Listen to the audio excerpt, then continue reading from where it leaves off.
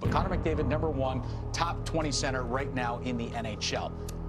Connor McDavid did not step into a press conference, but the message still reached the entire league. The NHL released its numbers, and they confirmed what teams had been watching unfold shift by shift. His latest announcement came through official league data, and once it surfaced, it changed how opponents now prepare, and what comes next remains unresolved. The National Hockey League released its official 3 Stars of the Week announcement, and Connor McDavid was named the first star for the week ending December 14th. The league confirmed that McDavid led all NHL players in scoring during that span. Over 4 games, he recorded 10 points. That total included 4 goals and 6 assists, according to the NHL's official release. The league stated that McDavid appeared on the score sheet in every game that week. His production came against multiple opponents, including Buffalo, Detroit, Toronto, and Montreal. The NHL confirmed that Edmonton finished the week with a 2-1-1 record, with McDavid contributing offensively in all 4 games. One of the most notable performances came in a game against the Detroit Red Wings. McDavid recorded 4 assists in a 4-1 Oilers win. The NHL stated this marked the 12th time in his career that he recorded 4 assists in a single game. That total ties him for 8th most 4-assist games in NHL history. Earlier in the week, McDavid scored 2 goals in a game against the Buffalo Sabres. One of those goals came with 2 seconds remaining in regulation,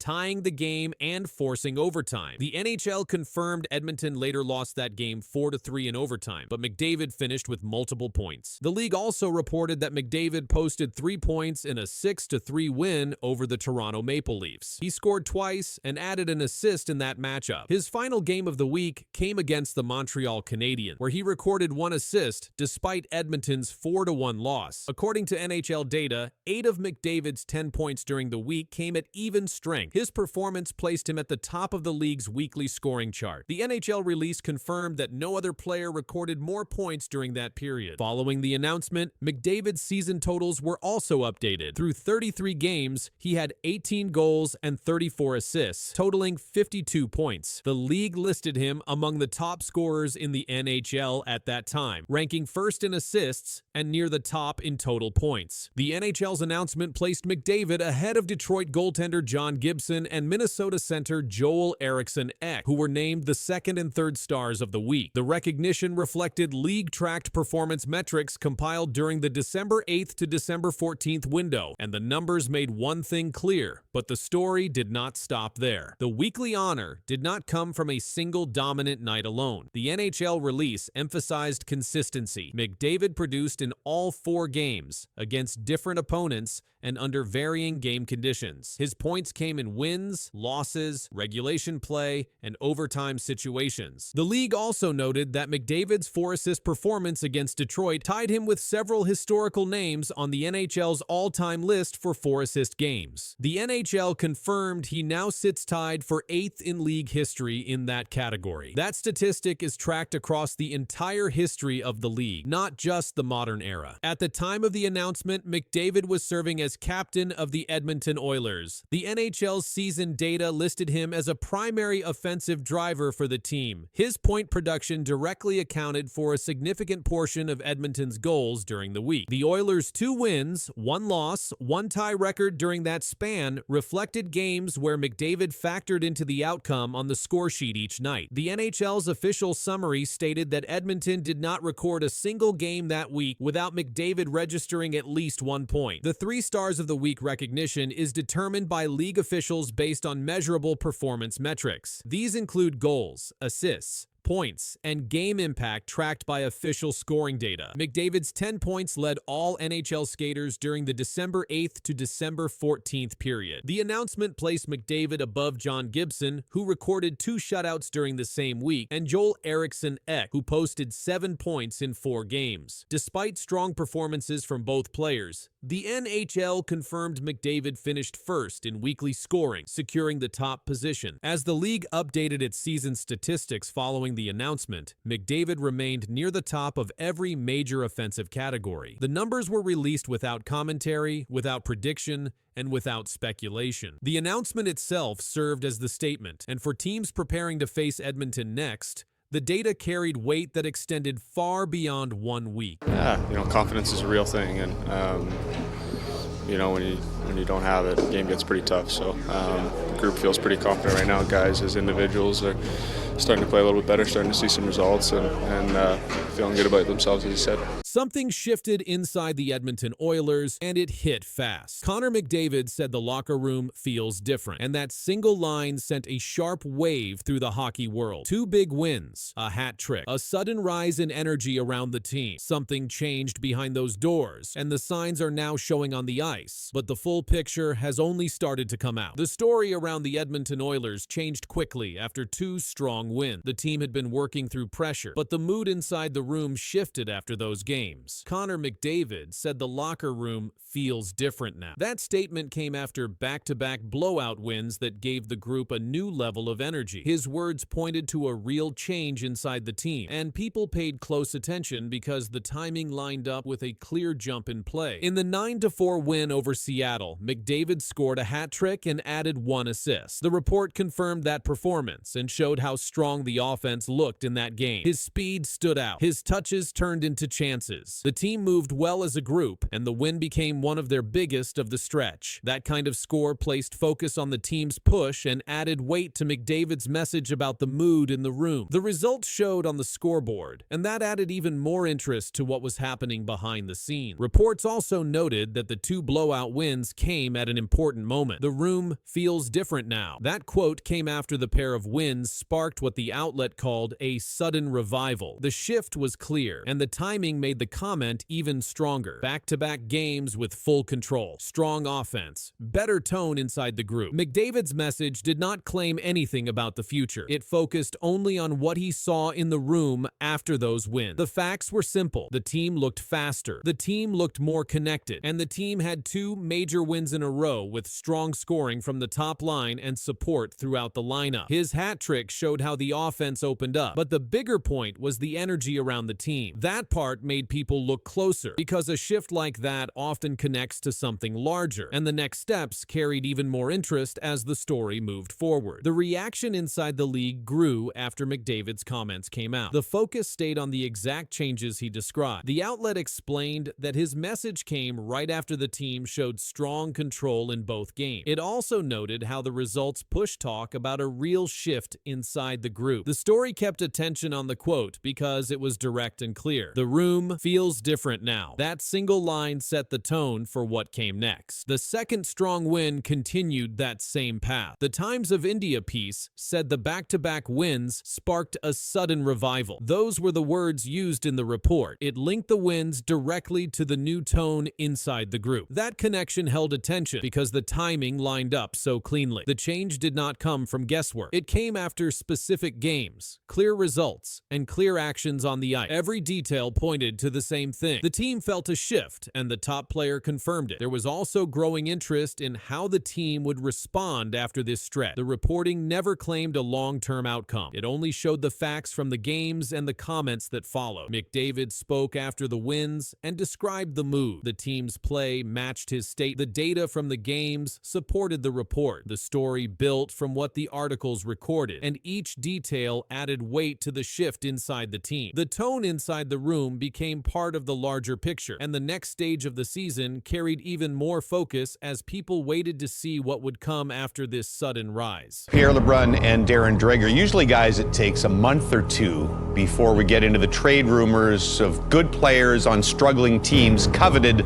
by other teams, but everything in the NHL is shifting fast. The Edmonton Oilers are quietly rethinking their roster. Rumors now link them to big trades that could hit the Toronto Maple Leafs and Vancouver Canucks hard. The trade deadline radar is flashing red. What's coming next could change the makeup of the league, and that story is already underway. The Oilers entered this season with high hopes, but recent reporting shows they are off to another slow start. They are a different team than the one that reached the Stanley Cup final the last 2 years. Depth scoring has evaporated. This season, they have become more of a 4 to 5 man team. Their lack of extra scoring punch is now a major concern. Their goaltending needs more attention too. Their front office must find a way to bring in reinforcements while working under salary cap constraints. In that context, names like Alex Tuch Anthony Mantha, Mason Marchment, and Kiefer Sherwood are being floated as potential solutions to boost Edmonton's forward core. At the same time, the Vancouver Canucks are reportedly ready to move several of their veteran players. The club has made it clear that veterans outside of their top core,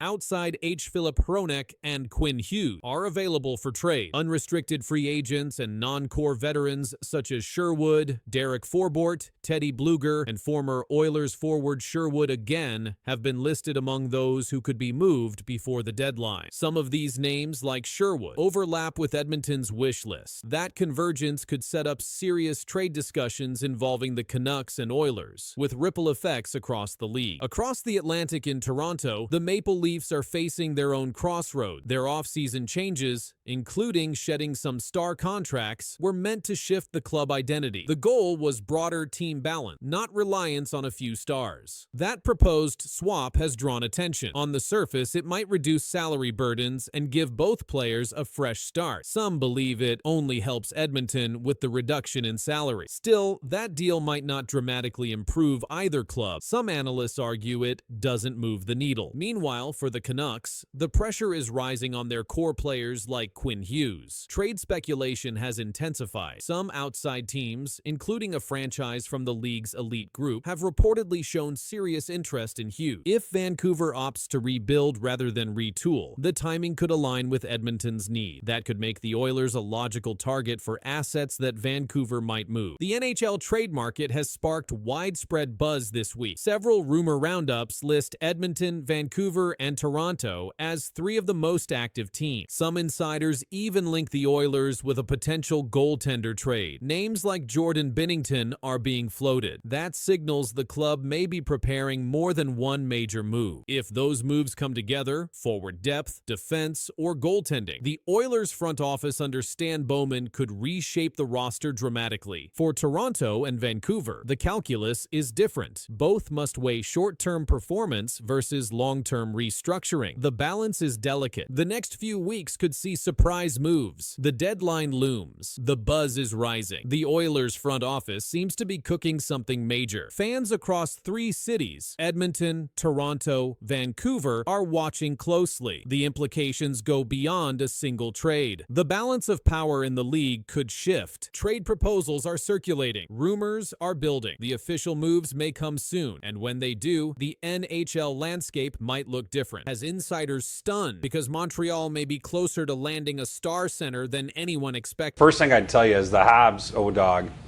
my understanding is, listen, they've gone through the entire league in their preparations internally and have a list of what centers could potentially pop up between now and next season, and obviously ahead of the March 6th trade deadline this year. You name a name and it's come up internally with the Montreal Canadiens. And yes, Nazem Kadri is one of those names.